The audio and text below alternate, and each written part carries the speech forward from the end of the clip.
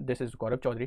तो जैसा आप सभी को पता होगा कि जोसा के बिजनेस रूल रिलीज़ हो चुके हैं, तो आज हम इस वीडियो में जोसा काउंसलिंग से रिलेटेड सारी चीज़ें देखेंगे एकदम डिटेल में कि कौन से डॉक्यूमेंट्स की नीड होती है, कब किसके बाद चॉइस फिलिंग करनी चाहिए, क्या करना चाहिए, सारी चीज़ें देखेंगे। तो चलिए आज का वीडियो शुरू करते हैं। तो देखिए यहाँ पे जो है जोसा में काउंसलिंग में कौन लोग एलिजिबल हैं बैठने के लिए, मतलब जोसा काउंसलिंग में पार्टिसिपेट करने के लिए कौन कौन से लोग एलिजिबल हैं। वो लोग जो जेई मेंस क्वालिफाई हों और जेई एडवांस क्वालिफाई हों या केवल जेई मेंस क्वालिफाई हों।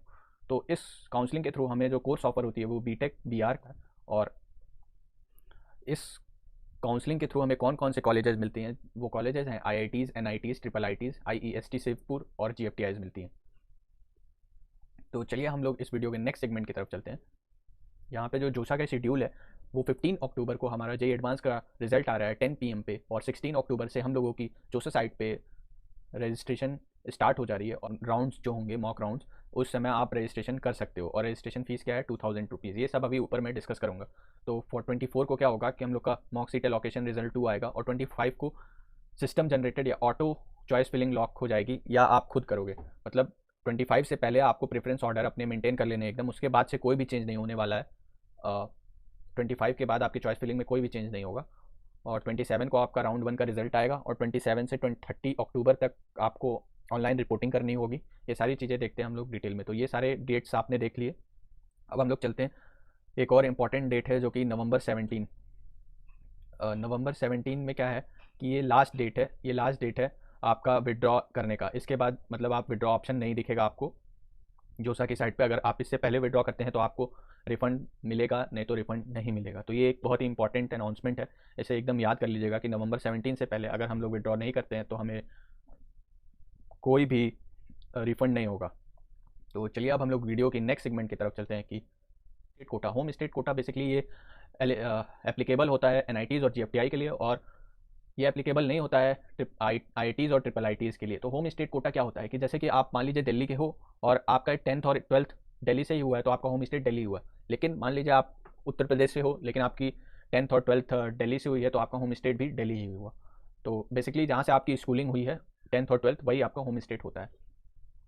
अच्छा, उसके बाद हम लोग चलते हैं वीडियो के नेक्स्ट सेगमेंट की तरफ जो कि है हमारा फीमेल सुपर न्यूमरी सीट। तो इसमें क्या है कि पहले फीमेल कैंडिडेट के लिए जो रिजर्वेशन होती थी वो 14%, फिर बढ़ के हुई 16, फिर 18, और अब एटलीस्ट 20% हो गई है 2021 में, 20 से 21 में। तो इसमें कोई भी जो जेंडर न्यूट्रल की सीट है उस पर कोई इफेक्ट नहीं पड़ा है। ये ओनली फीमेल कैंडिडेट के लिए इंडियन गवर्नमेंट ने आईआईटीज़ एनआईटीज़ में सीटें बढ़ाई हैं। अब हम लोग नए सेगमेंट की तरफ चलते हैं। काउंसलिंग प्रोसेस क्या होगा, काउंसलिंग प्रोसेस क्या होगा। सबसे पहले स्टेप 1 आपको क्या करना होगा कि जोसा की साइट पे जाके आपको रजिस्ट्रेशन करना होगा, और रजिस्ट्रेशन करने के लिए आपको रजिस्ट्रेशन फ़ी जो होगी वो 2000 होगी फॉर ऑल कैंडिडेट्स। और ये रजिस्ट्रेशन स्टार्ट होगा 16 अक्टूबर से। और उसके बाद आप लोग क्या करोगे, उसके बाद आप लोग चॉइस फिलिंग करोगे। चॉइस फिलिंग में आप अपना प्रेफरेंस ऑर्डर बनाओगे कि मतलब कौन सी कॉलेज नंबर 1 पे होगी, फिर कौन सी कॉलेज नंबर 2 पे होगी, ये सारी चीज़ें आप उसमें फिल करोगे। उसके बाद क्या होगा कि मॉक सीट एलोकेशन राउंड 1 का रिजल्ट आएगा 22 अक्टूबर को। तो आपको विलिंगनेस सबमिट करनी होगी कि आप क्या चूज़ करते हो, फ्रीज, फ्लोट या स्लाइड। और आप प्रेफरेंस ऑर्डर भी चेंज कर सकते हो। मॉक राउंड में ये है कि आप प्रेफरेंस ऑर्डर अपना रीअरेंज कर सकते हो, और सेम जो होगा वो सेम प्रोसीजर जो होगा वो मॉक सीट 2 के लिए भी होगा, जो राउंड 2 24 को रिजल्ट आ रहा है। फिर क्या होगा 25 अक्टूबर को आपका चॉइस सिस्टम जनरेटेड लॉक हो जाएगा, या आप खुद लॉक कर लोगे। अगर आप लॉक नहीं करोगे तो अपने आप चॉइस लॉक हो जाएगा। फिर क्या होगा 27 अक्टूबर को आपका सीट अलॉटमेंट रिजल्ट आएगा। अगर आपको सीट मिलती है तो आपको पे करना होगा सीट एक्सेप्टेशन फ़ी, जो कि है 35,000 for general OBC and EWS, और 15,000 होगा for SC ST and PWD candidate. और उसके बाद पेमेंट के बाद आपको क्या करना होगा, पेमेंट के बाद आपको ऑनलाइन डॉक्यूमेंट अपलोडिंग करनी होगी।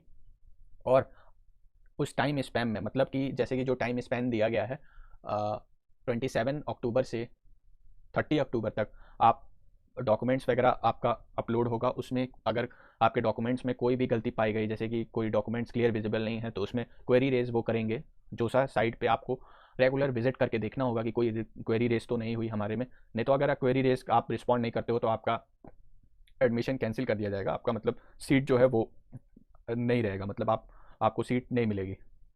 उसके बाद क्या होगा कि डॉक्यूमेंट्स अगर आपके वेरीफाई हो गए, सब कुछ हो गया, तो आपको विलिंगनेस सबमिट करना होगा, जो कि है फ्रीज, फ्लोट, स्लाइड और विड्रॉल। और विड्रॉल का जो ये ऑप्शन है, ये विड्रॉल का ऑप्शन आपको 17 नवंबर तक ही मिलेगा, उसके बाद ये नहीं मिलेगा। तो ये फ्रीज, फ्लोट और स्लाइड क्या है, तो आइए डिस्कस करते हैं हम लोग फ्रीज, फ्लोट, स्लाइड। तो फ्रीज जो है कि अगर आप जो फर्स्ट राउंड में मान लीजिए आपको कुछ मिला, तो उससे आप सेटिस्फाइड हो, उसकी ब्रांच और उस कॉलेज से सेटिस्फाइड हो, तो आप फ्रीज करोगे, आप फर्दर राउंड में काउंसलिंग में पार्टिसिपेट नहीं कर रहे हो। फ्रीज का मतलब सीधा सीधा यही है कि आप उस कॉलेज की उस ब्रांच से एकदम सेटिस्फाइड हो और आप फर्दर राउंड में पार्टिसिपेट नहीं कर रहे हो। फ्लोट का क्या मतलब है कि फ्लोट में ये है कि जैसे कि आप अगर फ्लोट ऑप्शन चूज करते हो, तो जो प्रेफरेंस आपको मिली है, आप उसके ऊपर की प्रेफरेंस में आपको और जाना है फर्दर राउंड में, मतलब कि आपकी ऊपर की जो भी प्रेफरेंस है उसमें आपको कोई सी भी मिल जाए आपके रैंक के अकॉर्डिंग। और स्लाइड क्या है कि अगर आप स्लाइड ऑप्शन चूज करते हो, तो मान लो आपको फर्स्ट राउंड में एमएनआईटी की केमिकल मिल गई है, लेकिन आप चाहते हो कि हमें सिक्स राउंड तक एमएनआईटी का ईसी ही मिल जाए, अगर आपकी रैंक अच्छी होगी तो मिल जाएगी। तो आप क्या करोगे कि मुझे एमएनआईटी में ही रहना है लेकिन ब्रांच अच्छी चाहिए, तो हमें क्या चूज़ करना होगा, हमें स्लाइड चूज़ करना होगा। तो हम लोगों ने डिस्कस कर लिया फ्रीज, फ्लोट और स्लाइड। तो चलिए अब हम लोग नेक्स्ट सेगमेंट की तरफ बढ़ते हैं कि ये विड्रॉ कैसे करेंगे। तो विड्रॉ करने के लिए हम लोग को क्या करना होगा, जोसा की साइट पे आपको सबमिट रिक्वेस्ट भरना होगा कि मतलब मैं विड्रॉ कर रहा हूँ, जो डिक्लेरेशन फॉर्म उन लोगों ने अपलोड किया है एनेक्शन 9 में, तो वहाँ से आपको वो फिल करके अपलोड करना होगा। तो उससे आपको ओटीपी आपके रजिस्टर्ड मोबाइल नंबर पे और ईमेल आईडी पे ओटीपी जाएगी, तो वो ओटीपी डाल के आपको कंफर्म करना होगा कि वो कैंडिडेट मैं ही हूँ जो शीट को विड्रॉ करना चाहता हूँ। तो उसके बाद आपका ये प्रोसेस होगा और आपकी सीट विड्रॉ हो जाएगी, और जब रिफंड होगा तो रिफंड हो जाएगा। और ये विड्रॉ जो है ये 17 नवंबर से पहले ही होगा, तभी आपका रिफंड होगा, नहीं तो आपका एक भी रुपया रिफंड नहीं होगा। और रिफंड कितना होगा, 2000 डिडक्ट के बाद सारा जो बचा हुआ अमाउंट होगा वो रिफंड हो जाएगा। तो आप वीडियो पॉज करके ये सारी चीज़ें, अगर आपका मतलब विड्रॉ ऑप्शन नहीं हो रहा है तो ये पढ़ लीजिएगा। इनको हम लोगों को सबमिट करके उसके बाद उस पर अपलोड करना है और ओटीपी वगैरह फिल करके ये प्रोसेस करके हमें विड्रॉ करना है। तो अब हम लोग नेक्स्ट सेगमेंट की तरफ बढ़ते हैं कि अगर हम लोगों को सीट नहीं मिलती है तब क्या होगा। तो जैसा कि आपको यहाँ सीट अलॉटमेंट, मतलब मान लीजिए आपको राउंड 2 में नहीं, राउंड 1 में सीट नहीं मिली, तो आपको ज़ीरो फी पेमेंट करना होगा और आप राउंड 2 में बैठ जाओगे। और एक और चीज़ है कि यहाँ ड्यूअल वेरिफिकेशन का, कि जैसे आपको मान लीजिए कि राउंड 1 में एनआईटी मिली हुई है, तो आपने पेमेंट किया, फी पेमेंट सारा कुछ डॉक्यूमेंट वेरिफिकेशन कराया, और लेकिन राउंड 5 में अगर आपको आईआईटीज़ मिल गई, कोई आईआईटी मिल गई, तो आपको चोसा की साइट पे फिर से डॉक्यूमेंट अपलोड सारा कुछ, अगर क्वेरी रेज होगा तो रिस्पॉन्ड करना होगा। जैसे कि आपको राउंड 1 में मान लीजिए कोई एनआईटी मिल गई, फिर राउंड 5 में आपको कोई आईआईटी मिल गई, तो राउंड 5 में पहले तो आप राउंड 1 में डॉक्यूमेंट वेरिफिकेशन कराओगे ही, उसके बाद आपको राउंड 5 में भी डॉक्यूमेंट वेरिफिकेशन कराना होगा। तो ये था डुअल वेरिफिकेशन। अच्छा, अब हम लोग आगे बढ़ते हैं। हम लोगों ने submit, willingness, freeze, float, slide सब कुछ देख लिया। अब हम लोग आगे बढ़ते हैं वीडियो के नेक्स्ट सेगमेंट में कि हम लोग को कौन कौन से डॉक्यूमेंट्स की नीड होगी। सबसे पहला जो डॉक्यूमेंट हम लोग को चाहिए वो क्लास 10th की मार्कशीट या सर्टिफिकेट और आधार कार्ड, और क्लास 12 की मार्कशीट और सर्टिफिकेट। और थर्ड डॉक्यूमेंट जो हम लोग की चाहिए वो हम लोगों को कैटेगरी सर्टिफिकेट चाहिए। अगर आपकी कैटेगरी है तो आपको कैटेगरी सर्टिफिकेट चाहिए, जो जोसा का इंडियन गवर्नमेंट फॉर्मेट है उसे फॉर्मेट में वो बनना चाहिए। बेसिकली जो कैटेगरी सर्टिफिकेट है वो दो प्रकार के बनते हैं, एक होता है होम मतलब स्टेट वाला होता है, और एक सेंट्रल गवर्नमेंट वाला होता है। तो जैसे कि आप अगर स्टेट वाला बनवा लोगे तो किसी किसी स्टेट में आप ओबीसी में काउंट किए जाओगे, तो लेकिन वो सेंट्रल लेवल में आप जनरल में काउंट किए जाओगे, तो इसलिए आपको जो सीट अलॉट होगी वो आपके जनरल रैंक पे सीट अलॉट होगी, ना कि ओबीसी रैंक पे। तो इसलिए आप जो भी सर्टिफिकेट फॉर्मेट होगा वो सेंट्रल गवर्नमेंट के फॉर्मेट में बनवाएं। और ओबीसी और जनरल ईडब्ल्यूएस को जो भी सर्टिफिकेट होगा उनका वो 1 अप्रैल 2021 के बाद का होना चाहिए, नहीं तो वो कंसिडर नहीं होगा। और चौथा जो डॉक्यूमेंट है वो पीडब्ल्यूडी कैंडिडेट के लिए है कि उन्हें जो भी फॉर्मेट दिया गया उस फॉर्मेट में उन्हें सर्टिफिकेट बनवाना है। और पीडब्ल्यूडी कैंडिडेट के लिए जो है वो फिजिकल वेरिफिकेशन होगा, और बाकी सब के लिए ऑनलाइन वेरिफिकेशन होगा। और फिफ्थ पॉइंट है कि क्रॉस बैंक चेक कॉपी। तो क्रॉस बैंक चेक कॉपी आप जिस भी बैंक अकाउंट से पेमेंट करना चाहते हो अपने फ़ीस का, चाहे वो किसी का भी अकाउंट हो, ज़रूरी नहीं है कि आपका ही अकाउंट होना चाहिए, तो उसमें आपके फैमिली मेम्बर किसी का भी अकाउंट हो सकता है।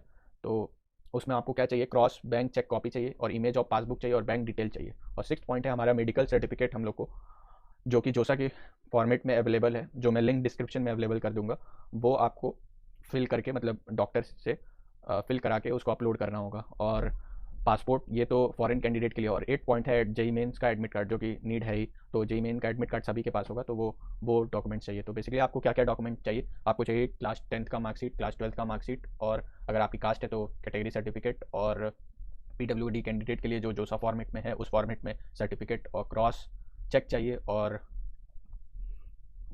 पासबुक की फ़ोटो चाहिए, और बैंक अकाउंट डिटेल चाहिए, मेडिकल सर्टिफिकेट चाहिए, और जेई मेंस का एडमिट कार्ड चाहिए। और आईआईटीज़ के लिए भी सेम सारे डॉक्यूमेंट्स वही हैं जो ऊपर मैंने बोले, वही सारे डॉक्यूमेंट्स हैं, कोई चेंज नहीं है।